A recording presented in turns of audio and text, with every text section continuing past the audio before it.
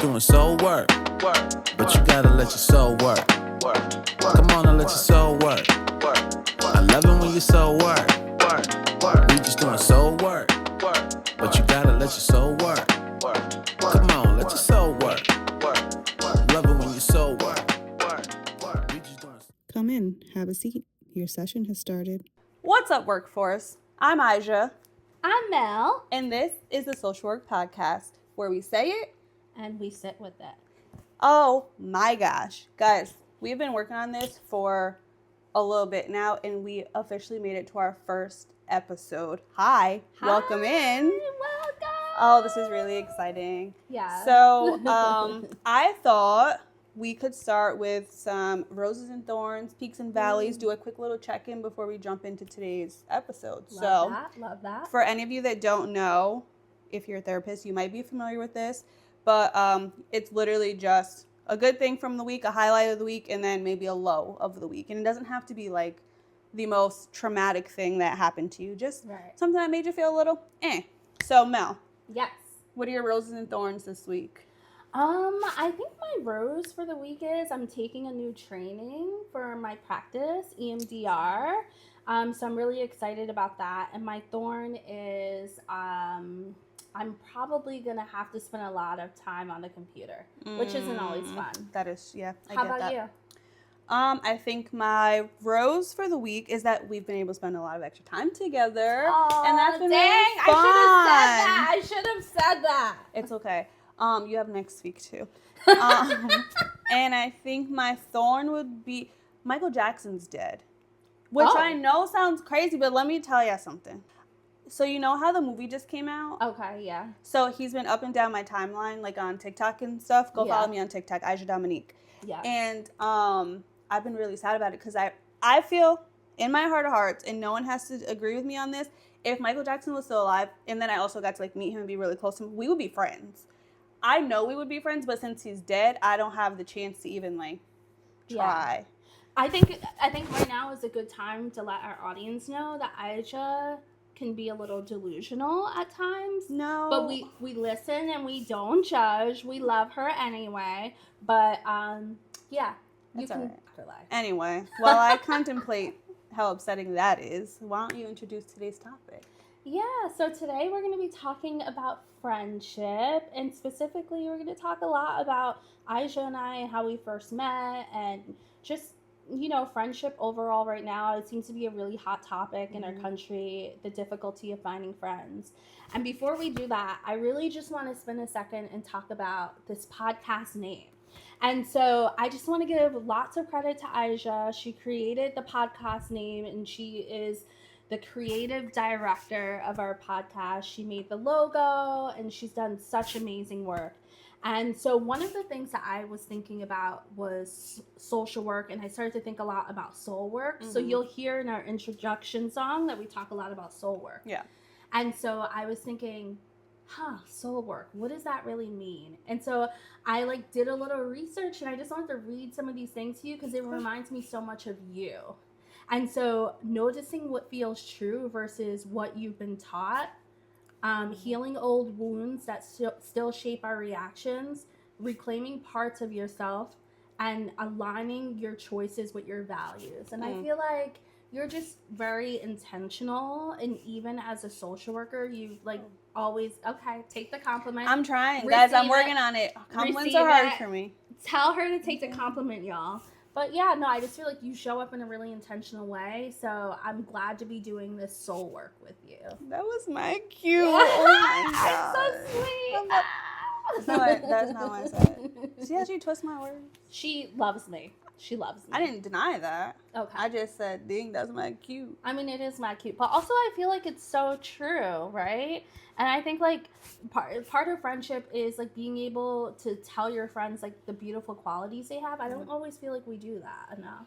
You do. I think do. you're I'm very good at that. affirming. Yeah, you are. Yes, you are. Like, if anyone is having a bad day or you just need, like, a confidence boost, just find Mel. Mel will literally make you feel like you're the only person on the planet. Aww. I love people. I love you do. people. I love my friends. And you're really good at peopling. Yeah. I've never met someone not good at peopling. Honestly.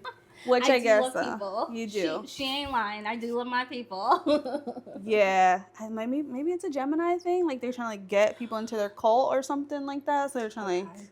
So just for full them. transparency, Aisha doesn't love Geminis, but she's married to a Gemini and she's surrounded by Geminis. Choices were made. Make that make sense. I think it's my karma. It's your... Not karma. I did something. Okay, look, it's too early in the episode to be throwing shade. It's like alright. this. No tea, no shade. I mean, should we talk about how we met? We'll talk about... I'm going to be quiet for a little bit, all right? Okay. We will talk about how we met. And I'm going to let Mel tell this story first because her recounting of events is a little bit different than mine. So I will let you take that story over. Okay. Well, first I'm going to say that everything Aisha tells you is probably not true because it was love at first sight. She saw me and she said, oh my God, this Gemini queen, I'm obsessed with her. She's going to be in my life forever. Okay, so that was a lie. But anyway, so Aisha and I met each other because Aisha, did an interview at the hospital I was working at in the social work department. And so I think something that stuck out for me as far as like... Wait, it was a group interview, really quick. Like, yes, so Mel sat in on my interview. I sat in on a group interview. It was the first one I ever sat in on, which was like really scary actually. Yeah? Yeah, for me it was. On that side? That's interesting. I was like, oh my God, I just feel like there's so many people staring at this one person. Oh, and I was feeling really bad for you. I get that. But you excelled. Thanks. I peed my pants. You did? Yeah. At the chair or later on? On it. Wow. Yeah. Wow. I had black pants on too. Oh, wow.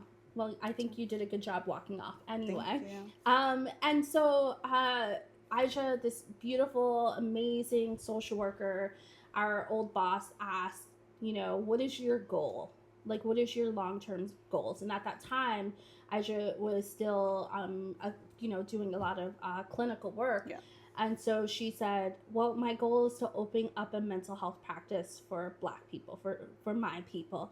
And I just remember, like, I was so taken aback by your honesty and how authentic you were. And so when Aisha, obviously you got hired. I did. Could you imagine if she didn't get hired and we found a way to be friends? I would report her. I'd be stalking you on Instagram, like, hey girl, we about to be friends. Also, side note, we were the only Black people in the room. Just me and her. Yes. So that might also be why that sounds a little more impactful maybe, but it, you know how it goes. So it was just me and her. So maybe it landed a little differently. Yeah. Between us, but. No, fair point. Yeah, we were the only two Black people and just Black women in the room, right? Mm-hmm. It's different. And so Aisha joined the hospital. She joined the department. And at the time, I was, like, trying to get into nursing school. Remember that? And I couldn't, like, first of all, I would have been a terrible nurse. Like, they do so much work. You would have been an amazing nurse. You would have been a really good nurse. I don't think that's just where you were meant to be. But I do think you would have excelled. You do? I do. You have, like, the compassion, and you're really sweet, and you are so driven to help people. But I don't think that is where you were supposed to. You were meant to be a social worker. I was, like, I've had people tell me, like, you are a born social worker. Yeah, and I'm like, fully. Oh, maybe. And so, so I then said, okay, maybe I should get a master's degree in business. And that didn't work out. And I think something that's important to highlight is that someone, is originally wanting to do social work, but a social worker said, I don't think you should do this. You're not going to make a lot of money. And so that's actually what kind of deterred you from doing it. Yeah. I get that. And so when Aisha came in, we were working under a medical model. It was deeply rooted in, like, a lot of white supremacy, if I'm being honest. And, there were a lot of issues. There are a lot of issues in our healthcare system. Mm-hmm. And so Aisha came in and she taught me a new way to be a social worker, to be intersectional, to be anti-racism, to be anti-racist, to be anti-oppressive. And I hadn't seen anyone else do that. She was also the first Black woman social worker I'd ever worked with. And so, I found that to be really inspiring. And that, I most certainly think that you influenced me wanting to be a social worker and wanting to do this work. I definitely twisted her arm a little bit. She did twist my arm. Not fully, but when we would talk about things and I'm just listening to her speak and the passion that she had that came from like advocating for people and changing systems. And I was like, babe, you're a social worker. Like, you're not, what are we talking about? Like, you're not a nurse. So it was really like just planting that and being like, I would support whatever you want to do. That's your life. Like, it is what it is. But I think you're supposed to be with us. Yeah. And then eventually you really were like, oh wait, hold on, maybe I am. Yeah. Which was fun. Just seeing that light bulb kind of be like, oh wait. Yeah. I know it is. It's something that's really special about watching people figure out their goal, their mission, their life purpose, and it's exciting to watch. And so you definitely influenced me wanting to do this work, and so I just really appreciate you as not only a friend but as a social worker. She's taught me so much, and so much so that I dedicated one of my dissertation papers to her and a couple of other Black social workers who have had such an impact on my life. So yeah. Really now go ahead and lie to the people and tell them your version. So, well, I think, well, you know what? Before I course correct. Okay. I think. Not course correct. Yeah. I think maybe you share what you tell everyone. Oh. The biggest, yeah. She didn't like me. I need to look in the camera. Imagine not liking me. I'm the nicest human on this planet. She didn't like me. Now tell the people why. I didn't not like her. Mm-hmm. Like, I just want to clarify. It wasn't like I didn't like her. I'm a slow to warm. That's all. Tell them your sign. And I'm a Virgo. She's a Virgo. Through and through. Yeah. And I'm very reserved until you know me, and then sorry. I would come in 8:30 in the morning, right? I'm just trying to get through the day. I don't really want to be here for real. I'm tired. Nah, I don't want to be. She wanted to be there. Nah, I was tired. It was so like directly like post grad school where I felt like, oh my gosh, I could sleep for a year. Yeah. It'd be real. Yeah. Yeah. No. Yeah. It's real. That fatigue after finishing any kind of big educational milestone hits so hard. It's so hard. You're right. And so first thing in the morning, like I think Mel had her sights set on me from like the day that we met. And funny enough, she and I had crossed paths as kids, like teenagers. Mm-hmm. We lived in neighboring towns, but we never were friends. Like I hung out with a younger circle. She was doing her own thing. It was just, so we've crossed paths. That's her calling me old. At the time. A younger circle. No. At the time, we just weren't meant to be friends, which I'm grateful for that because I don't think that would have worked at that time with who I was. Maybe who I was too. Maybe, yeah. So she targeted me, guys. Send help. And every morning I would come in. I just wanted to sit at my desk, read my notes for the day, see the new people on my caseload, check in with what I have to do for the day, and drink my tea. That was the only thing. I just need to get through my first cup of tea. I'm not a coffee drinker, so nice cup of tea in the morning, and that's it. And then I have this little bird chirping at me as soon as I walk through the door. Good morning! Hi! I'm so happy to see you! And I'm like, wow, this is a lot. Like, hi, good morning. Like, I'm not rude. I'm like, good morning, but also, like, can you take it down 28 notches? Like, okay, please. She said she's not rude, but she said that to my face on multiple occasions. Rude or direct? I said sorry. Listeners, what do you think? Was that rude or direct? It was early. They're going to be on your side. I didn't have any caffeine. She wakes up at 100. I've never met anyone that wakes up that jolly. Like, bro, let the day start. So that's all it was. And eventually, I was just like, okay. Like, she's not going to leave me alone, so we might as well just surrender. Oh, you know? Wow. And so that's what I did. That's a love story right there. Yeah. And it was fine. It wasn't an issue. Like, I thought she was the sweetest, most pleasant person that I've ever met, but it was also just like you got to let me, like, thaw out a little bit. Like, give me a second. Yeah. I don't automatically go, like, it takes me a minute. Like, I got to read you. I got to really see. And you know, at work, sometimes it's just, like, you don't necessarily go to work to make friends for real, right? Yeah. So a lot of the times just pleasantries where it's like, oh, hi, hello, good morning. So if I'm like, oh, she's trying to be my friend for real, I got to really see how you move. Like, I can't just be like, oh, yeah, I don't move like that. And she was like, no, we're about to move like that. And I was like, no. Like, no. So the more that she came, the more I was like, please stay away from me. Eventually, I wore you down. yeah. Yeah. And here we are. Here we are. Well, you know, it's so interesting that you say that because I actually do. That is something that I do. And that is something I'm trying to work on. It's like discernment and not feeling like everyone I meet needs to be my bestest friend. Yeah. That is something I'm working on. I get that. But it worked out for us. Yeah. Worked out for her. I'm just kidding. She's literally such a great friend. I'm just She's kidding, obsessed guys. with me. I'm just She kidding. is lying. She is lying. But also that brings us to this, like, what makes a good friend for someone? You know what I mean? Like, when you think about friendships, when you are like, oh yeah, this person could really be my friend. And I mean friend for like, yeah, we have acquaintances, we have associates, but like when you're like, oh no, this person's coming into my inner circle, what do you look for? I think that's a really good question. Even though I intellectually I know, there's like a human connectedness that I need to feel, and there's like an energy. Okay. And so it was just I found it hard for me to articulate, but I think what it comes down to is having a friend who's compassionate, who's kind, and can hold grace for you. So like, and I, like for example, like when I was getting my PhD, I didn't see Aisha as much. All of a sudden, we went from like hanging out often to not seeing each other as much. And I feel like you gave me a lot of grace, and you really like showed up for me. You were busy. Yeah. But I appreciate that. And so I think I look for that in a friendship. Just someone who can be compassionate and kind and just allow for us to kind of build a deep human experience together, which I feel like it's hard to like kind of get that feeling, that vibe from everyone. I think that takes time though also to see. Definitely. Right? Like someone can come off that way maybe in the beginning, and then you peel back the leg and you're like, oh.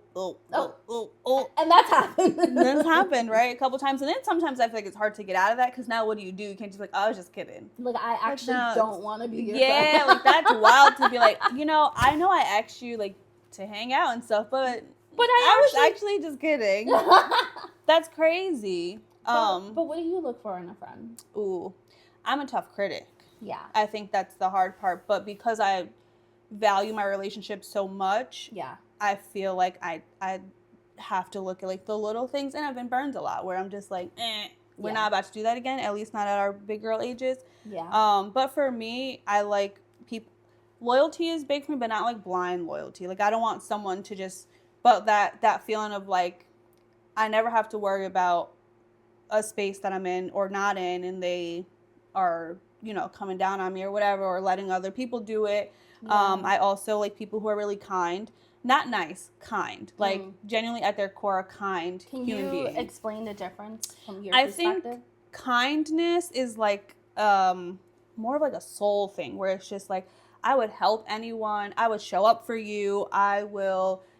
If you call me at 3 a.m. and you need me to come grab you or whatever, I'm showing up. Nice to me is like the plaything that you have to do when you're in public. Do you know what I mean? Like just like I don't know how to articulate that the way that I want to, but more of just like the politeness. Like I have to be nice because I have to like I'm in certain spaces, but like I also think people can be kind and not be nice, which is what a lot of my friends say about me, where it's like, you're a little.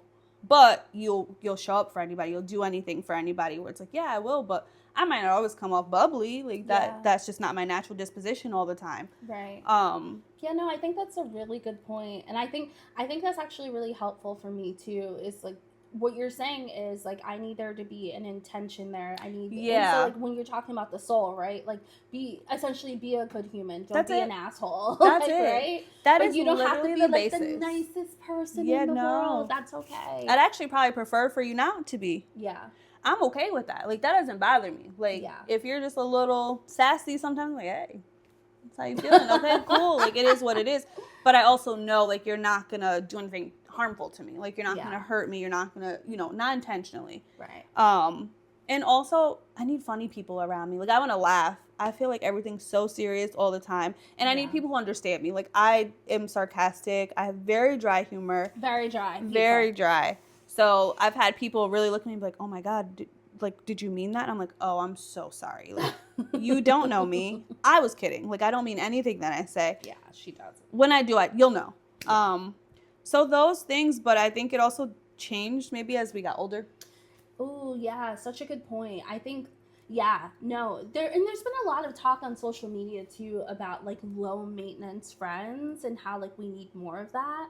And so I don't think that that's what it is for me, at least. I Yeah. think what it is for me is I just need people to allow me to also be living a life, right? And they be living a life, and showing each other grace. And like when we're together, we're intentional, we spend time together. But when we're not, like we're also living lives. Yeah. And so I've been seeing a lot of videos that are like, if someone doesn't text you back, cut them off, or if someone doesn't make an effort, cut them off. And I'm like, but what if that person was experiencing a really sad day, or what if they weren't feeling well, or like showing people grace and understanding that we're all human beings, we're all doing our best. That's really important to me as I get older. But I think that also speaks to this idea of like, I'm the center of everything. Right? Like my life and what happens to me is the center of everything. That's a good point. And to be in community with people, that doesn't work. Like that is just not a model that works. But then yet, if it were you, you'd want somebody to show up for you. You'd want them to respond to you. Like, no, that can't look like that. That can't work that way. It has to be, no, okay. Other people have stuff going on, and that's okay. But I think we're using like the low maintenance friendship thing as a way to also be like, I don't have to give energy to this relationship. But like you do if you want the relationship to exist. Right. Oh my God. Like you said that so perfectly. And also like, you know, something I was just talking to a friend, and we were talking about how like perhaps we've overdone the whole boundary thing. Where like if someone accidentally violates our boundaries, it's a wrap. It's like the friendship is over. And so I just want to say, like, guys, if we continue to go down this road of like anytime someone makes a mistake or like accidentally or unintentionally harms you, or like, you know, just unintentionally hurts you, there needs to be a level of understanding and repair. And so I think we've overdone that as well. Like, I'm setting a boundary, so I'm never talking to this person again. I think that you'll end up alone and lonely if you do that, right? And that's no way to be. Yeah. We are communal creatures as humans. Right. We thrive in Especially community. as Black people. Yeah, definitely. And I think we thrive in community, and the more that we put these insane standards in place, you're gonna live a sad life. And like social media is not gonna like go to the bar with you on Friday. Yeah. Having people in your life is okay, but also having the ability to have hard conversations too, and sit in discomfort. Sometimes you do mess up. Sometimes your friend did mess up. Have a conversation about it. I've had to do that with a couple of my friends, and it's just like, I'm sorry, I was really bitchy 2 days ago. Didn't mean to be. This is what's going on. I'm taking accountability for how I acted towards you, and I like apologize. Talk about it. And it really turned into like, girl, I wasn't even starting it, but like, I'm glad that you could apologize. Yeah. Some of these conversations could be so much more simple than you think they are in your head. Like, I think we trick ourselves into thinking it's going to be this huge blow up, when a lot of times it doesn't even have to be like that. Right. Have the conversations. Yeah. I completely agree with that. And I don't think that it's all about action, right? Sometimes it really is about the repair. Yeah. You know, so when you were talking about like we're communal creatures, we need to be in community together. That's a really good point. And so I was just going to share that, like, you know, in 2023, it's a loneliness epidemic. Yeah. Yeah. And so much so that it was a public health crisis. And one, like, it talked about how like 50% of people in America reported being lonely, and 20% reported being lonely like every single day. And this like social isolation and this loneliness was just as impactful as smoking 15 cigarettes a day. Oof. And so could you imagine that? And so I guess from your perspective, being a social worker and also just a human, like what do you attribute that to? Ooh, people are going to hate this probably, but technology.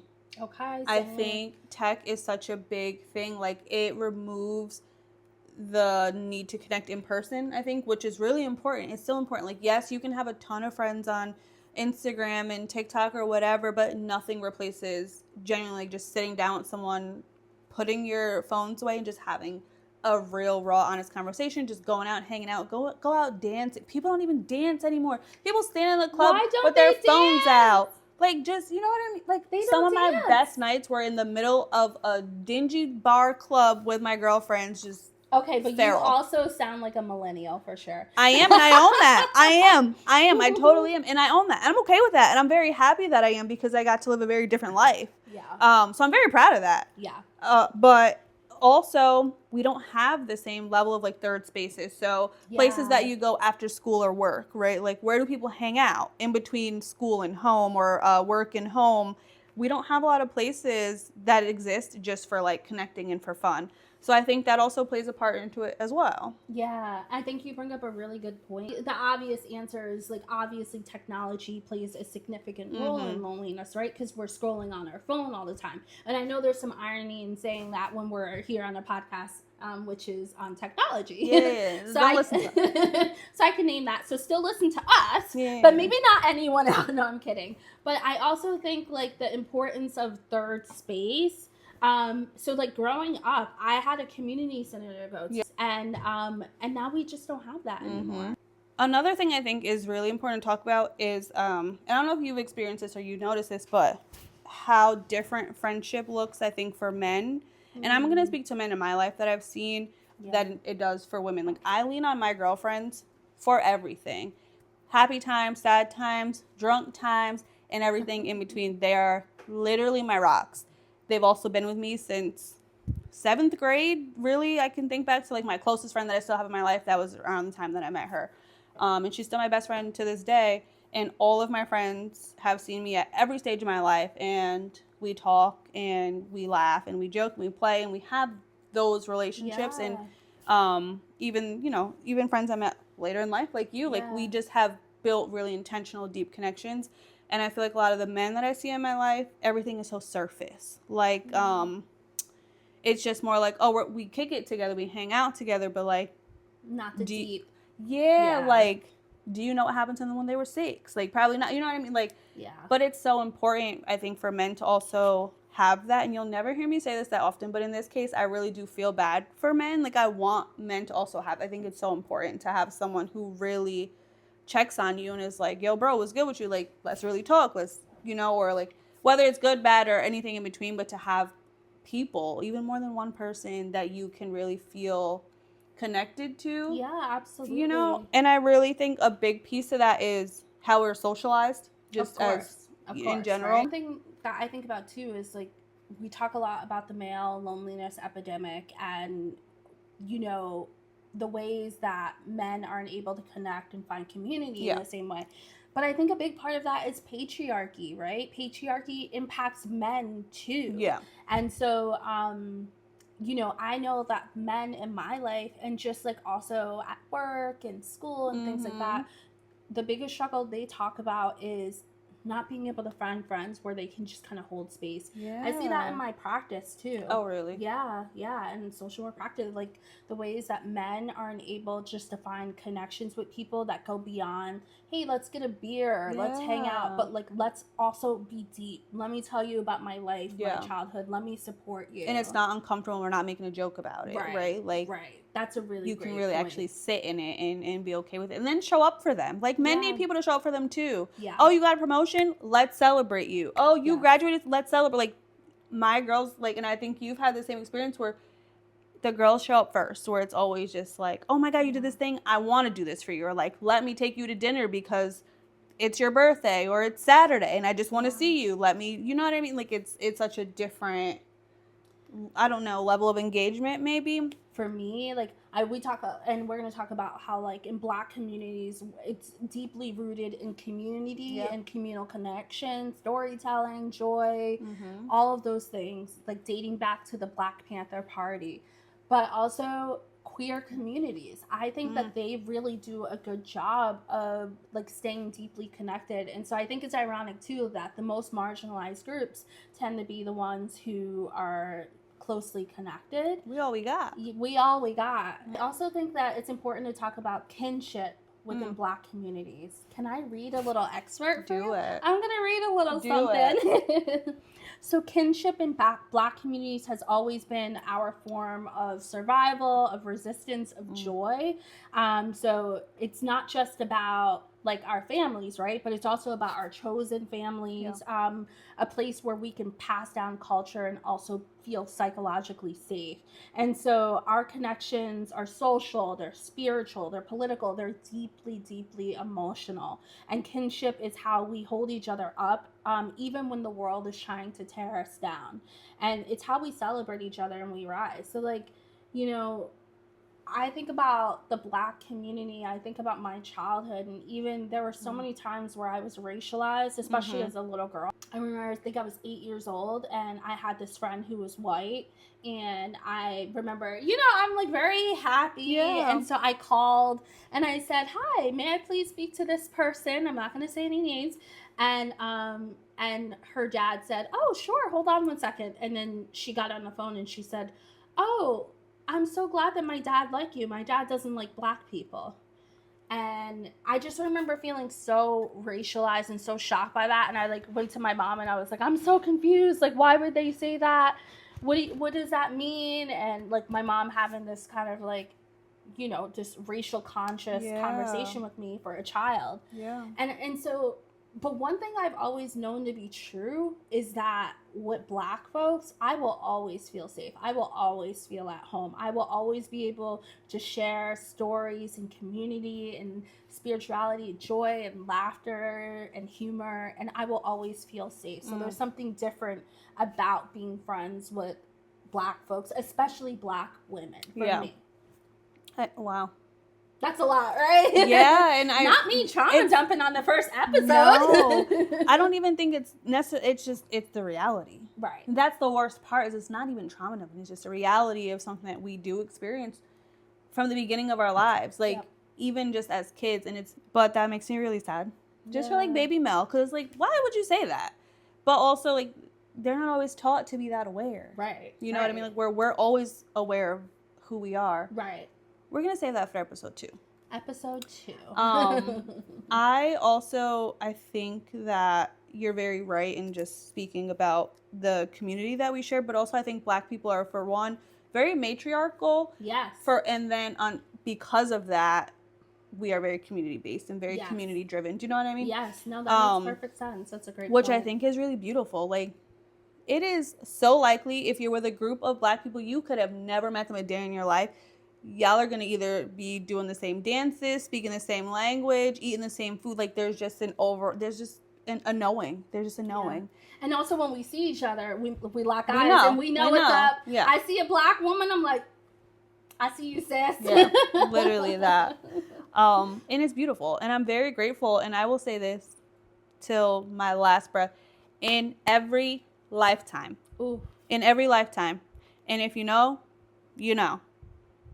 And I think that is a good place to wrap. Yeah.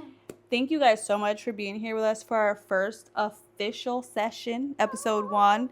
And we will see you again next week. So in the meantime, keep doing the work. And don't forget your soul. Thank you.